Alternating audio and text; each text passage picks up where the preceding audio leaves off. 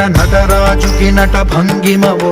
ధీంతన తోంతన శంకరునికి సంకీర్తనవో ఈశ్వరుడే అనునిత్యం తనలో తలచుకునే ఓంకారమువో శివ హృదయం కరిగించే ఆ పంచాక్షరివో నీ మదిలో మహదేవ